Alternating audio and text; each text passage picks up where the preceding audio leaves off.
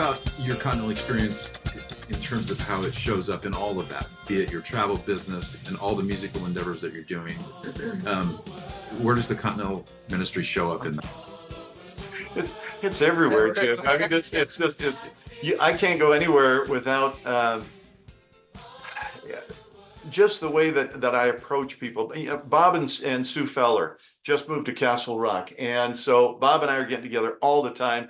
It's really a dangerous thing, but it's one of those things where Bob and I actually talked about when we were done with the concert. One of the things that we would immediately do if we didn't naturally make our way down the aisle during the benediction or whatever, to be able to shake people's hands at the end of the concert, we literally would bolt outside, run alongside of the church just so that we could get in the foyer area, in the lobby area, just to be able to greet people.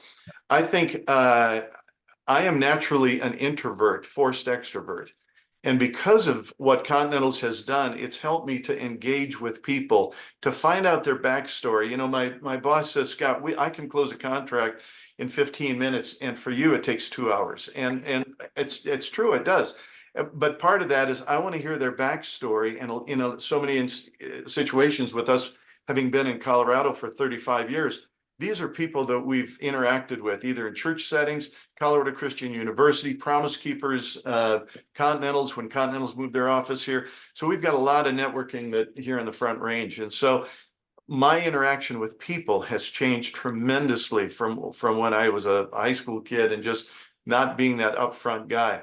The level of quality that I look at to say, you know what, I'm doing roofs and I'm doing painting and I'm doing things, and we're a general contractor as well.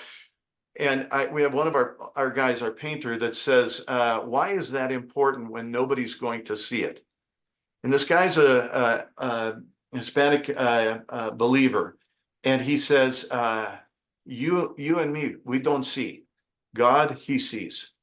And when God sees it, that's who we're doing it for. We're not doing it for the client. Yes, we're glad to do that, but that whole quality level. So it comes back to Cam, for to whom much has been given, much is required. How many times did we hear that passage? The whole aspect of being able to minister to people where they are as believers in Christ who give an offering to the Lord that may not be recording contract worthy, right? They're not going to do the next project, but boy, do they love the Lord. And where do they get an opportunity to use that gift that God's given them? And in so many cases, we just accept people for where they are. And that has changed for me and that's one of the reasons when we went back with Continentals, we took 3 years off, 89, 90, and 91, we were off from the orchestra, and we went back 92 and 93. And we went back 92 and 93. We were entirely different. We didn't want to stay in hotels every night. We wanted to stay with the host. We wanted to interact with people so much more because it was allowing them and encouraging them to walk with Christ. And that's still the same today. So, wow. Yeah. And I'd say for me, you know, in travel, I think back to different times, often when we were overseas or even in the United States and something happened, or bus broke down, or, you know, just whatever it might be. And we had to really on the fly come up with a new plan, and seeing that problem solving and, you know, it helps me a lot in my business right now. I think I also, you know, another one of the things that was impressed on us is always leave a place better than you found it. Like I still, like I go to Costco and I go in the restroom and the sink is covered with water. I still grab a paper towel and clean it up. She doesn't do it in our house, but she does it at Costco. Go figure. I don't know. You know, and we had a gal that came out from Minnesota to participate in this last gathering. She played clarinet for us, and she had toured with Scott in 1980. Yeah, she was on my turn 80. So, you know, I wasn't on that tour, but we did, and there was light, and so we had a lot in common. And she left us a thank you note on her pillow. On her pillow. I still do that to this day. That's so funny. Yeah. What are some takeaway nuggets? Like when you think of your Continental experience, sort of a 30,000 foot view, you know, I learn and practice this was a life-changing concept for me. Certain nuggets, principles, maybe something you learned from a previous director. One of my biggest takeaways from being with Continentals was the graciousness of those behind the scenes, whether it was the custodian, whether it was, and I will go to the office. At the churches you're talking about when you arrive at a church. Yeah, right. Yeah. And just, the least of these. Who are the least of these? And who is it that I can make their job better or easier or not as burdensome? I think of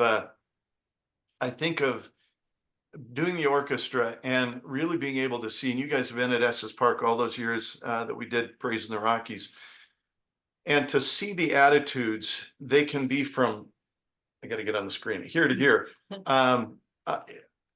And I was able to do a lot of stuff with Michael Card as a result of Praise in the Rockies. And anytime Michael had was going to do, especially The Promise, his musical The Promise, and he'd get go to these huge churches around the country, and they'd have this big choir. Well, the choir director, the minister of music, would get the choir ready. But then when they'd hire the orchestra, it scared them to death. And so Michael would fly me in to be the guest conductor for this guy's choir and the orchestra. And we did that a number of different times. But an attitude like a Michael Card, like a Dave Williamson, somebody who's got incredible chops, and yet they are the least of these. The servant leadership was really a takeaway, because you saw the people, and I won't name the artists, but there were very few years that went by up at Praise in the Rockies where somebody wouldn't say my monitor mix isn't good, and they'd walk off the stage, that night. And the Doug Oldham, I'll never forget this if I can tell a quick story. Doug Oldham was there in 1985, maybe 86. Well, Doug was a big man. He's at 8,000 feet, and he had made arrangements with the sound people that he was going to start singing from. We sat in the front row. He was about 5 rows behind us. He had a microphone, and he started just leading us in worship.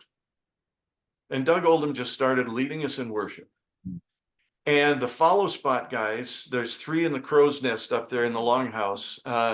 And they didn't know, they weren't in on this. And they're freaking out, and they're trying to find out where he is, because their job description is to spotlight the soloist, right? From whatever. Well, they didn't know where he was. And for the first 10, 15 seconds, they didn't find him. And finally, one of the spot guys found him, and he zooms in on Doug, and then the number 2 and number 3 does.